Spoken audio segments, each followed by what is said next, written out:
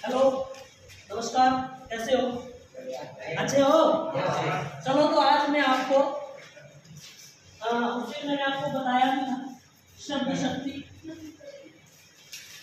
जो राजस्थान माध्यमिक शिक्षा बोर्ड अजमेर क्लास 12 विषय हिंदी में आपकी जो शब्द शक्ति है वो 2 नंबर की पूछा जाता है। कितने नंबर का? 2 नंबर का। 2 नंबर का सवाल पूछा जाएगा शब्द शक्ति के बारे में। उसके बारे में हम आज चर्चा करते हैं। शब्द शक्ति, शब्द शक्ति। देखिए, शब्द की शक्ति यानी कि जो शब्दों की ताकत होती है। शब्द क्या चीज होती है? वर्णों के मेल से क्या बनता है? एक जो सार्थक जिसका अर्थ हो वो शब्द बनता है, और शब्दों के मेल से क्या बनता है? वाक्य, और वाक्य के मेल से क्या बनता है? पैराग्राफ।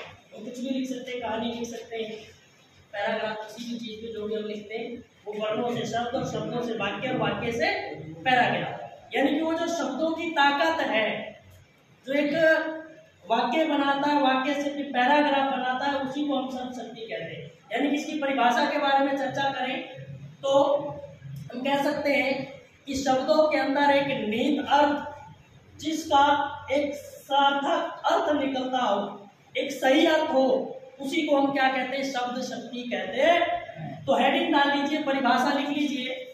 हेडिंग डाले शब्द शक्ति, शब्द शक्ति, और लिखे शब्दों के अंदर, शब्दों के अंदर, शब्दों के अंदर एक निहित, निहित का मतलब उसके अंदर जो अर्थ है, निहित अर्थ, जिसका जिसका कोई सही अर्थ निकले, सही अर्थ निकले, उसे शब्द शक्ति कहते हैं। शब्द की ताकत कहते हैं, शब्द शक्ति कहते हैं। अब देखिए, मान लीजिए मैंने लिखा है कि ये क्या है? वन, ये मैं और ये मैं, ये क्या बन गया? कमल। अब इसका तो एक सही अर्थ निकल रहा है कि ये नाम है। यदि मैंने लिख दिया ये मेहनत या कमल या नमक, इसका कोई अर्थ नहीं है। यानी कि वाक्य के अंदर एक जो निहित अर्थ होता है, जिसका एक सही अर्थ निकले, उसी को हम क्या कहते हैं? शब्द शक्ति कहते हैं। लिख ली परिभाषा? चलिए आगे हेडिंग डाल लीजिए शब्द शक्ति। शब्द शक्ति मुख्य रूप से 3 प्रकार की होती है। 3 प्रकार की होती है। शब्द शक्ति कितने प्रकार की होती है? 3 प्रकार की। कितने प्रकार की बेटा? 3 प्रकार की। कोई ज्यादा कठिन टॉपिक नहीं है, बिल्कुल सरल है, और आसानी से ये 2 नंबर आप ला सकते हैं। कोई ज्यादा टेंशन लेने की जरूरत नहीं है। नंबर 1 है अभिधा शब्द शक्ति।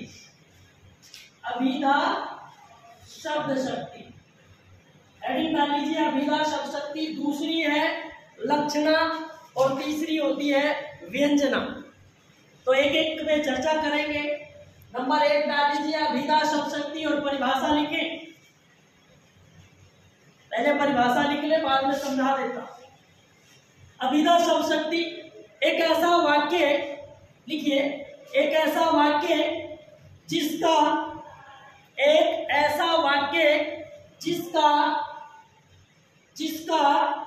एक सीधा अर्थ निकले। एक ऐसा वाक्य जिसका एक सीधा अर्थ निकले, उसे अभिधा शब्द शक्ति कहते हैं। उसे अभिधा शब्द शक्ति कहते हैं।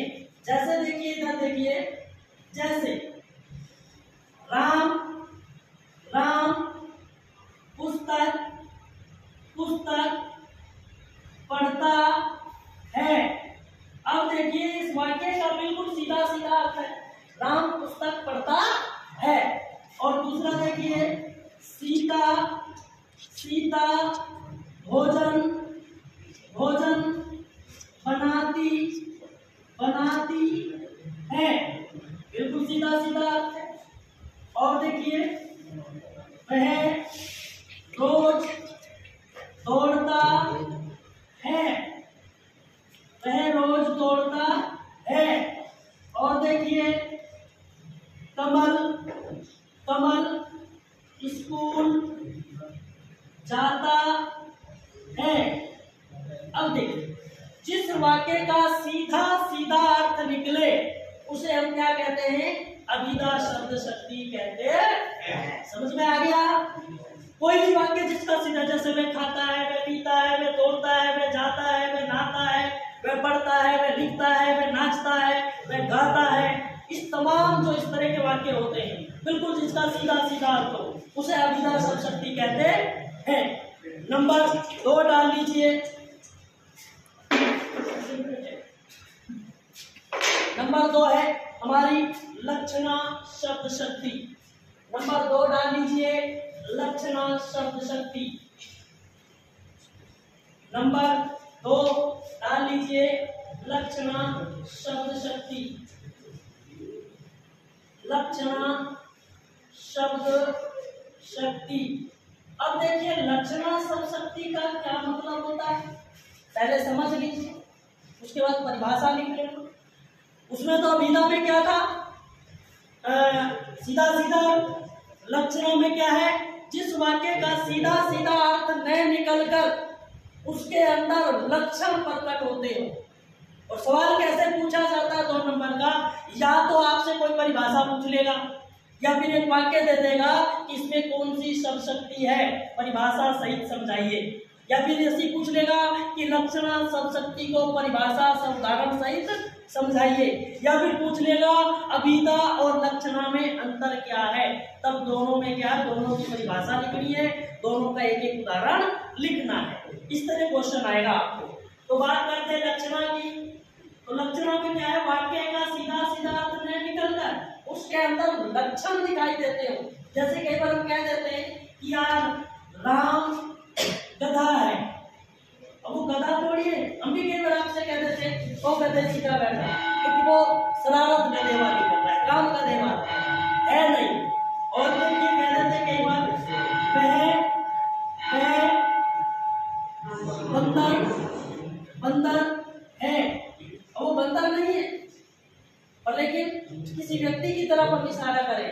अगर वाक्य को हम ऐसे कह दें कि वह बंदर है, बंदर की तरफ भी किया जा सकता है, सीधा सीधा अर्थ भी हो सकता है। पर लेकिन जब किसी व्यक्ति का नाम स्पेशल दे दें, जैसे कि कमल बंदर है, अब कमल खुद बंदर थोड़ी है, पर लेकिन उसके अंदर लक्षण क्या है, बंदर वाले हैं। भले हमने क्या है, लाल पगड़ी पा रखी है, कई बार हम जा रहे हैं तो बच्चा कोई बोल देता है लाल पगड़ी जा रही है, तो लाल थोड़ी जा रहा, जा तो मैं रहा हूँ, पर लेकिन लक्षण ठीक है। इसमें भी क्या आएगी, लाल पगड़ी जा रही है, इसमें भी लक्षणा शब्द शक्ति आएगी। ठीक है, तो लिखिए परिभाषा और उदाहरण लिख लीजिए, फिर बचती है उसको भी अभी करवा देते हैं। लिखिए, एक ऐसा वाक्य जिसका सीधा सीधा अर्थ न निकलकर, एक ऐसा वाक्य जिसका सीधा सीधा अर्थ न निकलकर,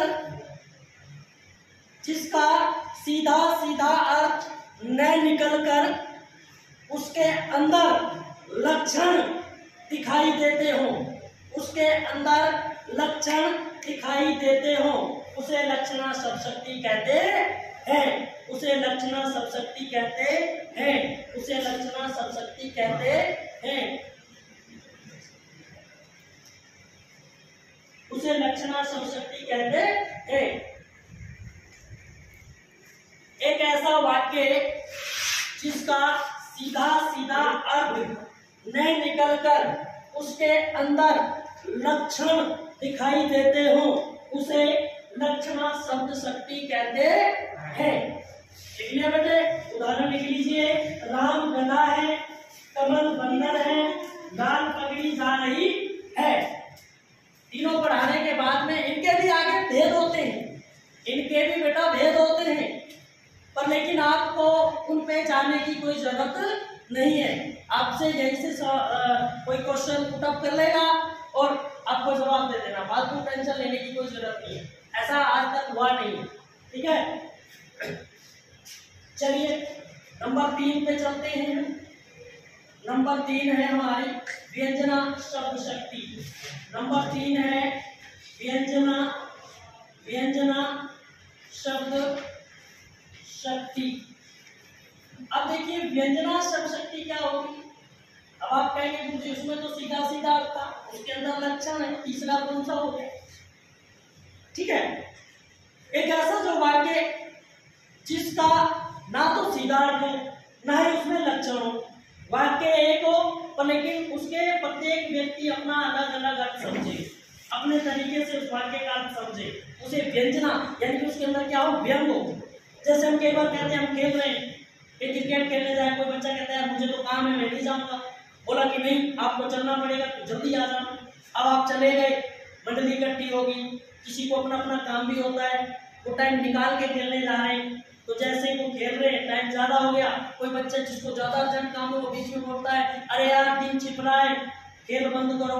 अब उसका दिन छिपने का मतलब क्या है कि खेल बंद करो, अपने अपने घर जाओ। प्रत्येक व्यक्ति कहेगा चल मुझे तो वहां जाना है, मुझे ये करना है, मुझे वो करना है। अब जैसे आप सुबह लेट तक सो रहे हो, मम्मी केवल अकेली जाग रही है, काम कर रहे हैं, पापा भी सो रहा है और सब सो रहे हैं, तो उसने कहा रे धूप निकल गई अभी तक सोता ही रहोगा, तो तुरंत आप लोग उसको क्या समझेंगे?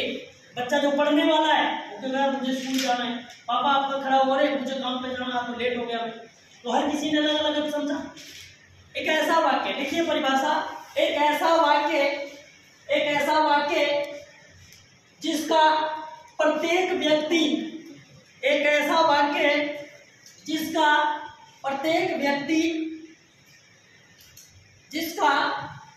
व्यक्ति अलग अलग अर्थ समझे, जिसका प्रत्येक व्यक्ति अलग अलग अर्थ समझे, उसे व्यंजना शब्द शक्ति कहते हैं। कई बार आपकी मान लो 2:30 बजे छुट्टी हो रही है स्कूल से, तो कोई टीचर पढ़ा रहा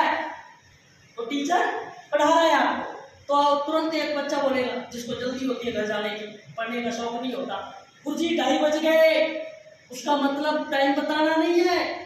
तुरंत बाकी बच्चे क्या करेंगे, उसने तो टाइम बताया, गुरुजी भी करेगा चल बंद किया काम, बच्चे भी तुरंत अपना क्या बैग पैक करने लग जाएंगे। कोई तो ऐसा बच्चा होगा तो बैग उठा के चल देगा, उसने टाइम बताया, उसने ये तो नहीं कहा कि आप जाओ, मुझे उसने ये तो नहीं कहा कि आप पढ़ाना बंद करो। लेकिन प्रत्येक व्यक्ति के दिमाग में तो उसका कैसा गया, अलग अलग अपने तरीके से गया। समझ आ गया? जैसे देखिए, जैसे गुरुजी 2:30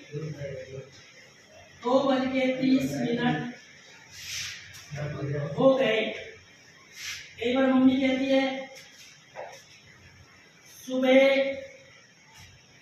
की धूप खिल गई। अब उस धूप खिलने से मतलब नहीं उसका मतलब है आपको खड़ा करने का। शाम के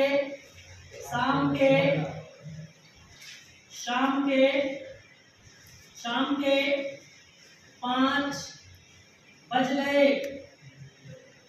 इस तरह का जब वाक्य समय के जिसके अंदर दर्शाया जाता है वो क्या होता है, व्यंजना शब्द शक्ति होती है। तो ये आपका व्यंजना शब्द शक्ति पूर्ण हो जाती है। नमस्कार, सत श्री अकाल, आदाब। यदि आपको वीडियो अच्छा लगे शेयर और कमेंट बॉक्स में लिखकर और सब्सक्राइब करें। थैंक यू, धन्यवाद, नमस्कार।